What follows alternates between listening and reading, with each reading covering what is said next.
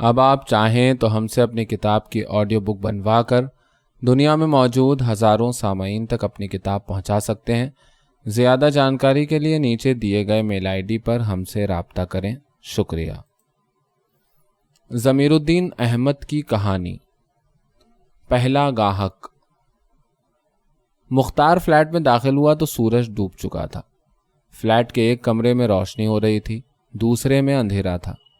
روشن کمرے کی طرف بڑھتے ہوئے اس نے سوالیہ نگاہوں سے تاریک کمرے کی طرف دیکھا، مگر اسے فوراً ہی یاد آ گیا کہ دوسرے کمرے کا بلب فیوز ہوئے کئی دن گزر چکے ہیں۔ وہ روشن کمرے کا دروازہ کھول کر اندر داخل ہوا تو سب سے پہلے اس کی نظر نازو پر پڑی، جو چٹائی کے ایک ٹکڑے پر بیٹھی ایک 3 ٹانگ کے ہاتھی اور ایک بے سر گڑیا سے کھیل رہی تھی۔ کمرے میں 2 پلنگ پڑے ہوئے تھے۔ چٹائی کا ٹکڑا پلنگوں کے بیچ میں بچھا ہوا تھا۔ 4 دن پہلے تک اس جگہ 4 گوشہ میز اور ایک کرسی پڑی ہوتی تھی۔ مختار کی آنکھیں اس جگہ پر اس میز اور کرسی کو دیکھنے کی اتنی عادی ہو چکی تھیں کہ اسے پھر ان کی غیر موجودگی کا احساس ہوا۔ ایک پلنگ دروازے کے پاس بچھا ہوا تھا اور دوسرا کھڑکی کے پاس جو باہر کھلتی تھی۔ کھڑکی کے پاس والے پلنگ پر نجمہ لیٹی ہوئی تھی۔ اس کی پشت دروازے کی سمت تھی اور اس کا منہ کھڑکی کی جانب۔ مختار کو دیکھ کر نازو چلائی، ابو آ گئے، ابو آ گئے۔ نجمہ نے کروٹ بدلی اور متجسس نگاہوں سے مختار کو دیکھا۔ مختار کی نظریں نجمہ کی نظروں سے ملتے ہی جھک گئیں اور وہ دوسرے پلنگ پر بیٹھ کر جوتا اتارنے لگا، جس کی ایڑیاں آدھی گھس چکی تھیں اور جس پر گرد کی اتنی دبیس تہ جمی ہوئی تھی کہ اس کا رنگ کالا کم اور مٹیالہ زیادہ لگ رہا تھا۔ ایک ہاتھ سے اس نے جوتے کو پلنگ کے نیچے کھسکایا اور دوسرے سے پلنگ کے نیچے سے چپل کی جوڑی نکالی، جس میں سے ایک پر مرمت کے نشان تھے۔ نازو اس کے پاس آئی اور اس کے گھٹنوں سے لگ کر کھڑی ہو گئی۔ ہمارا ہاتھی لائے ابو؟ نہیں بیٹی، مختار نے نازو کے سر پر ہاتھ پھیرتے ہوئے کہا۔ آپ تو کہہ رہے تھے آج ضرور لا دوں گا۔ پھر وہ دوڑ کر چٹائی تک گئی اور 3 ٹانگ کا ہاتھی اٹھا لائی۔ دیکھو نا، اب تو اس کی سون بھی ٹوٹ گئی۔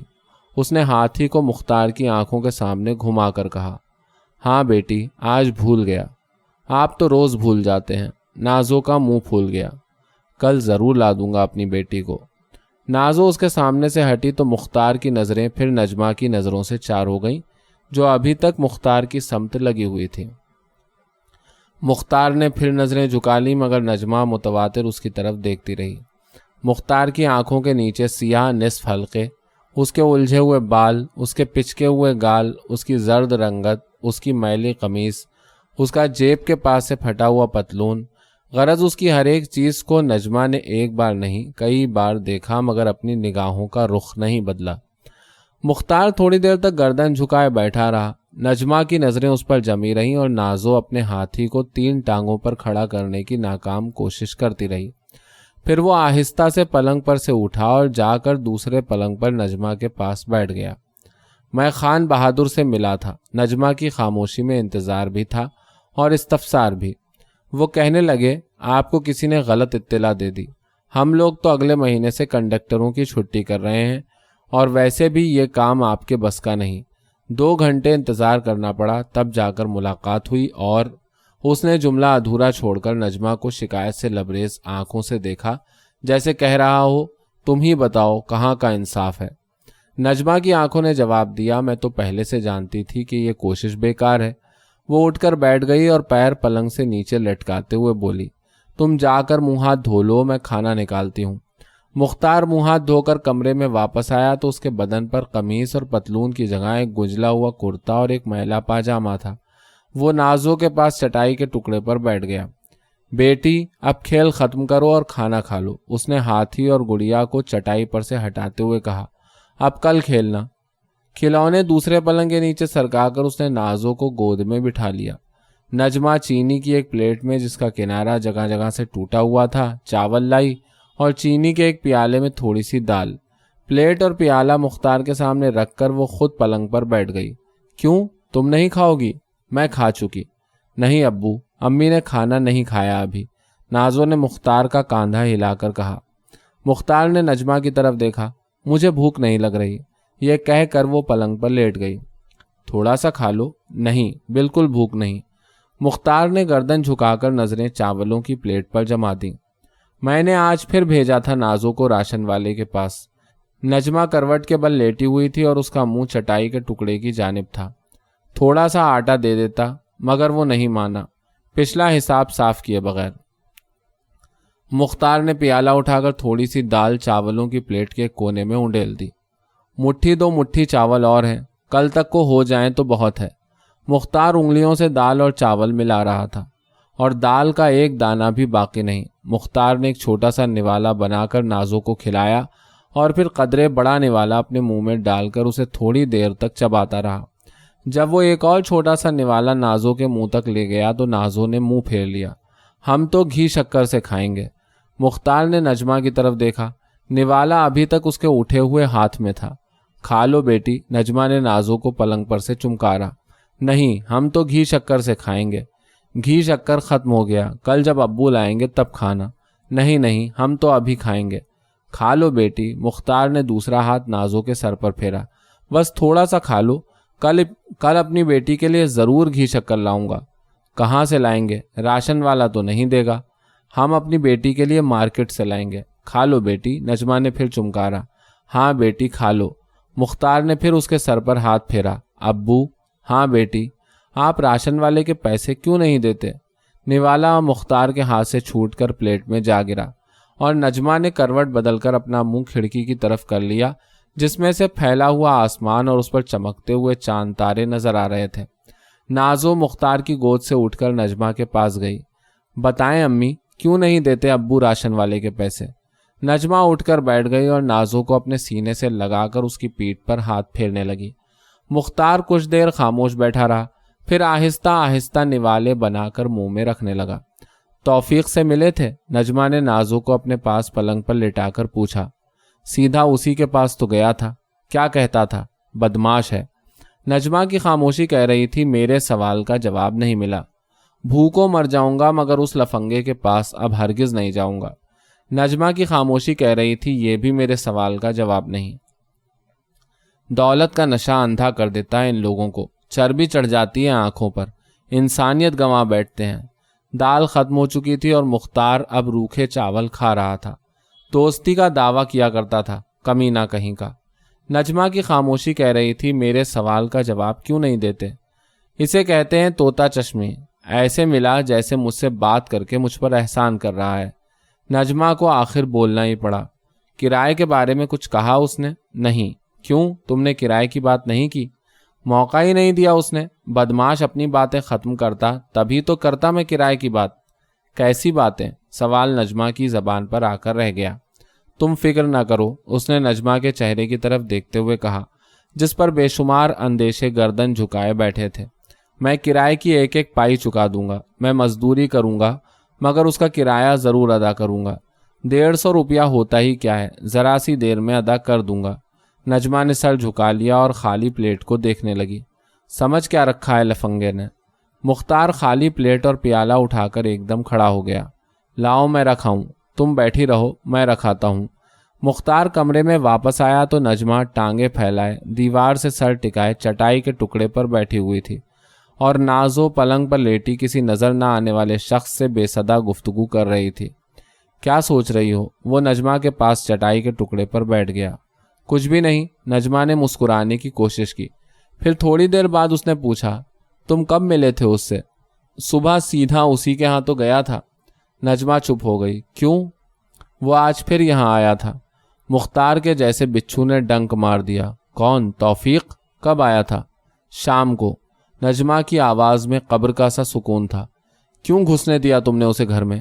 نکال دیا ہوتا باہر بدماش کو۔ میں تو شروع سے ہی کہتی تھی کہ یہ آدمی مجھے پسند نہیں، اس کا آنا جانا مجھے اچھا نہیں لگتا۔ تم ہی اس کے گن گایا کرتے تھے، دوست آدمی ہے، ایسا ہے ویسا ہے۔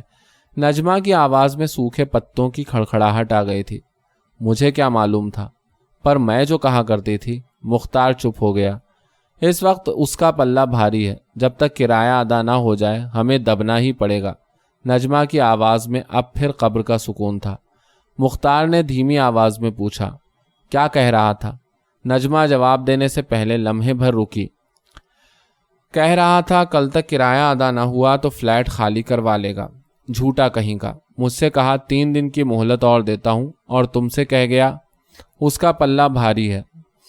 نجمہ نے جیسے مختار کو یاد دلایا، وہ جھوٹ بول کر بھی کھرا بنا رہے گا، کور تو ہماری دب رہی ہے، دیکھتا ہوں کیسے فلیٹ خالی کرواتا ہے۔ نجمہ کے ہونٹوں پر ایک بے جان ہنسی پھیل گئی۔ 2 آدمی لے آئے گا اپنے ساتھ اور پلنگ اور بکس اٹھوا کر سڑک پر پھینکوا دے گا۔ 1-2 کا نہیں، 6 مہینے کا کرایہ ہے، دیکھنے والے بھی اسی کسی کہیں گے، تماشا بننا منظور ہے۔ مگر کل تک کرائے کا انتظام کیسے ہو سکے گا؟ مختار نے گویا اپنے آپ سے پوچھا۔ اور 3 دن بعد بھی کرائے کا انتظام کیسے ہو سکے گا؟ مختار بھڑک اٹھا۔ ہم کہیں جھوپڑی ڈال لیں گے، فٹ پاتھ پر رہ لیں گے۔ مگر نجمہ کی آنکھیں پوچھ رہی تھیں۔ سچ؟ اس نے سنبھل کر کہنا شروع کیا۔ وہ لوگ کہتے ہیں یہاں پیٹ کسی نہ کسی طرح بھرا جا سکتا ہے، بدن ڈھانپا جا سکتا ہے، مگر سر چھپانے کی جگہ ڈھونڈنا بیکار ہے۔ مختار کچھ دیر چٹائی کے ٹکڑے پر سر جھکائے خاموش بیٹھا رہا، پھر جا کر دوسرے پلنگ پر لیٹ گیا۔ وہ کروٹ کے بل لیٹا ہوا تھا، اس کا ایک ہاتھ تکیے کے نیچے تھا، دوسرا پلنگ سے نیچے لٹک رہا تھا، اور اس کی آنکھیں فرش پر جمی ہوئی تھیں۔ فرش کے پھول پتوں کو گھورتے گھورتے اس کی نظریں اخباری کاغذ کے ایک ٹکڑے کی طرف بھٹک گئیں جو پلنگ کے پائے کے پاس پڑا تھا۔ پہلے تو اس نے اسی طرح لیٹے لیٹے کاغذ پر چھپی ہوئی عبارت کو پڑھنے کی کوشش کی، پھر ہاتھ بڑھا کر کاغذ کے اس ٹکڑے کو اٹھا لیا۔ مہاجرین کی آباد کاری 1 سال میں مکمل ہو جائے گی، وزیر بحالیات کا اعلان۔ کراچی 13 دسمبر۔ آج وزیر بحالیات نے ایسوسی ایٹڈ پریس کو ایک خاص ملاقات کے دوران میں بتایا کہ حکومت نے مہاجرین کی آباد کاری کی ایک نئی اسکیم مرتب کی ہے، جس کے تحت ملک کی ساری مہاجر آبادی 1 سال کے اندر اندر۔ پوری خبر پڑھے بغیر مختار نے کاغذ کے ٹکڑے کو الٹ کر دیکھا۔ دوسری طرف کسی نظم کے چند بند چھپے ہوئے تھے جن میں اس مصرے کی تکرار تھی، بہاروں کا مسکن ہے میرا وطن۔ اس نے کاغذ کے ٹکڑے کو گنجلا کر پلنگ کے نیچے پھینک دیا اور چت ہو کر چھت پر نظریں جما دیں۔ نازو نے یکایک نظر نہ آنے والی شخصیت سے اپنی بے صدا گفتگو کا سلسلہ بند کر دیا اور اٹھ کر بیٹھتے ہوئے بولی، بھوک لگ رہی ہے امی۔ مختار نے نجمہ کو دیکھا جو ابھی تک چٹائی کے ٹکڑے پر بیٹھی ہوئی تھی۔ تھوڑے سے چاول باقی ہیں، نجمہ نے کہا۔ ہم خالی چاول نہیں کھائیں گے، نازو نے روٹھی آواز میں کہا، ہم تو گھی شکر سے کھائیں گے۔ کہہ جو دیا بیٹی، گھی شکر نہیں ہے گھر میں، مختار نے کہا۔ کہاں سے لائیں تیرے لیے گھی شکر؟ کہہ دیا ایک دفعہ۔ نجمہ کی جھلائی ہوئی آواز اس کے حلق میں پھنس گئی۔ نازو کا چہرہ لمبا ہوا، پھر اس نے رونا شروع کر دیا، آہستہ آہستہ۔ مختار نے پلنگ پر سے اتر کر اسے گود میں اٹھا لیا۔ وہ روتی جا رہی تھی اور کہتی جا رہی تھی، ہم تو گھی شکر سے کھائیں گے، ہم تو گھی شکر سے کھائیں گے۔ نجمہ اٹھ کر کھڑی ہو گئی۔ اب بند کرتی ہے یا رٹ کے لگاؤں ایک تھپڑ؟ نازو نے رٹ تو بند کر دی مگر اس کا رونا جاری رہا۔ اب وہ سسکیاں بھی بھر رہی تھی۔ مختار نے ہاتھ کے اشارے سے نجمہ کو ڈانٹنے سے منع کیا۔ جھلاہٹ گویا ایک قوت تھی جس نے نجمہ کو بیٹھے سے کھڑا کر دیا تھا۔ یہ قوت اس کے بدن سے چلی گئی تو وہ جیسے کمزوری سے مغلوب ہو کر پلنگ پر بیٹھی نہیں، گر پڑی۔ نازو نے کنکھیوں سے نجمہ کو دیکھا اور پھوٹ پھوٹ کر رونے لگی۔ نجمہ تھوڑی دیر سر جھکائے بیٹھی رہی، پھر اس نے یکایک چونک کر کہا، تم اسے باہر لے جاؤ۔ اس وقت مختار کی نظریں اس کی خالی کلائی کی طرف اٹھ گئیں۔ ہاں ابو، ہم بازار چلیں گے۔ لے بھی جاؤ ورنہ رو رو کر سارا گھر بھر دے گی۔ ہاں ابو، ہمیں بازار لے چلو۔ تم اسے لے ہی جاؤ۔ نجمہ کی آواز میں فکر اور تھکن ساتھ ساتھ بول رہے تھے۔ مختار نے اس کے چہرے کو ایسی نگاہوں سے جن میں بہت سے ادھورے سوال تکمیل پا رہے تھے دیکھا، اور نازو کو گود میں اٹھائے دروازے کی طرف چل دیا۔ جب وہ قریب دروازے سے باہر نکل گیا تو نجمہ جھپٹ کر پلنگ پر سے اٹھی، دروازے تک گئی اور ایسے بولی جیسے اس نے کوئی ارادہ بدل دیا تھا، یا اسے کچھ یاد آ گیا تھا، یا وہ کچھ بھول جانا چاہتی تھی۔ جلدی لوٹ آنا۔ مختار نے مڑ کر ایک بار پھر نجمہ کے چہرے کو دیکھا اور قدم اٹھاتا فلیٹ سے باہر چلا گیا۔ آخر شہزادی نے شہزادے کی خاطر ایک دن مختار جملہ پورا کیے بغیر ٹھٹک گیا۔ اس کی نظریں سامنے والی بلڈنگ کے اس فلیٹ پر جم گئیں جس میں وہ رہتا تھا۔ کسی نے فلیٹ کے کمرے کی روشنی گل کر دی تھی۔ وہ نازو کو بازار کی سیر کرا کے لوٹ رہا تھا۔ کیا کیا شہزادی نے؟ نازو نے، جو اس کی انگلی پکڑے ہوئے تھی، مختار کا ہاتھ ہلا کر پوچھا۔ مختار نے نازو کو گود میں اٹھا لیا۔ وہ فٹ پاتھ پر کھڑا تھا اور اسے سڑک پار کرنی تھی جس پر بے شمار موٹریں، سائیکلیں، گھوڑا گاڑیاں، رکشے اور بسیں دوڑ رہی تھیں۔ ابھی بتاتا ہوں، اس نے سڑک پر قدم رکھتے ہوئے کہا۔ سڑک پار کرتے ہوئے مختار نے سوچا شاید نیند آ رہی ہوگی، نجمہ اتنی جلدی سونے کی عادی تو نہیں۔ ابھی اس نے سڑک کی 3/4 چوڑائی پار کی ہوگی کہ اسے سامنے گلی میں بلڈنگ کے دروازے کے سامنے ایک موٹر کھڑی نظر آئی۔ سڑک پار کر کے دوسرے فٹ پاتھ پر قدم رکھتے ہوئے اس نے سوچا اسی بدماش کی ہے، وہی نمبر، وہی پچکا ہوا مڈگارڈ، وہی کالا رنگ۔ آئیں ابو، کیا کیا شہزادی نے؟ مختار نے نازو کو گود سے اتار دیا اور اس کا ہاتھ پکڑ کر فٹ پاتھ کی گولائی طے کرنے لگا۔ اس کی نظریں بلڈنگ کے دروازے کے سامنے رکی ہوئی موٹر پر سے ہٹنے کا نام نہیں لے رہی تھی۔ ابھی وہ موٹر سے کوئی 20-25 گز کے فاصلے پر تھا کہ نجمہ ایک آدمی کے ساتھ بلڈنگ سے باہر آئی۔ آدمی نے بڑھ کر دروازہ کھولا اور نجمہ کار میں بیٹھ گئی تو دروازہ بند کر دیا۔ دوسرا دروازہ کھولا اور خود بھی کار میں بیٹھ گیا۔ کار اسٹارٹ ہوئی اور یہ جا وہ جا۔ پل بھر میں کئی خیالات زن کرتے ہوئے مختار کے دماغ میں سے گزر گئے۔ پہلے اس نے سوچا کہ کار کے پیچھے بھاگے، پھر اسے خیال آیا کہ دوڑتا ہوا اپنے فلیٹ میں جائے اور پلنگ پر گر کر خوب روئے، اور پھر اس نے سوچا کہ وہیں کھڑے کھڑے زور زور سے قہقہے لگائے اور بتاؤ نا ابو، کیا کیا شہزادی نے؟ نازو جو لمحے بھر کے لیے نکڑ کی دکان میں شیشے کی مرتبانوں میں بھری ہوئی انگریزی مٹھائیوں میں کھو گئی تھی، مختار کا ہاتھ ہلا ہلا کر پوچھ رہی تھی۔ اس نے نازو کو پھر سے گود میں اٹھا لیا۔ شہزادی نے کہا کہ میرے بدن کا سارا خون نچوڑ کر شہزادے کی رگوں میں دوڑا دو اور اس کی جان بچا لو۔ بابو جی، مختار نے گلی کے دوسرے نکڑ کی جانب دیکھا۔ میں نے کہا بابو جی۔ وہ نازو کو گود میں لیے گلی کی چوڑائی پار کر کے دوسرے نکڑ پر پہنچ گیا جہاں پان بیڑی سگریٹ کی دکان تھی۔ میں نے کہا پچھلے مہینے کا حساب ابھی تک صاف نہیں ہوا بابو جی۔ دکان کی گدی پر بیٹھے ہوئے بڈھے نے شکایت آمیز لہجے میں کہا۔ معاف کرنا بڑے میاں۔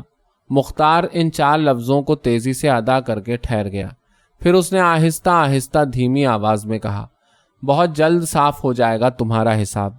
کیا کہا بابو جی؟ بہت جلد صاف ہو جائے گا تمہارا حساب۔ ہاں بابو جی، تم تو جانو ہو، اپنی روزی کا وسیلہ تو یہی دکان ہے۔ مختار جانے کے لیے مڑا۔ غریب آدمی کے لیے تو تم جانو۔ مختار رک گیا۔ ایک کیپٹن کی سگریٹ دینا بڑے میاں۔ بڈھے نے مشتبہ نظر سے مختار کی طرف دیکھا اور پھر پیکٹ میں سے ایک سگریٹ نکال کر اس کی جانب بڑھا دی۔ ماچس؟ مختار نے سگریٹ منہ میں لگا کر کہا۔ بڈھے نے بجلی کے کھمبے سے بندھی ہوئی رسی کی طرف اشارہ کیا جس کا ایک سرا سلگ رہا تھا۔ مختار نے نازو کو گود سے اتارا اور جھک کر رسی کو جھٹکا تو رسی کے سلگتے ہوئے سرے پر سے راکھ جھڑ گئی اور ایک چھوٹا سا نوکدار انگارہ بے نقاب ہو گیا۔ مختار نے سگریٹ کو انگارے کی نوک سے ملا کر کش کھینچا تو سگریٹ کا سرا بھی سلگ اٹھا۔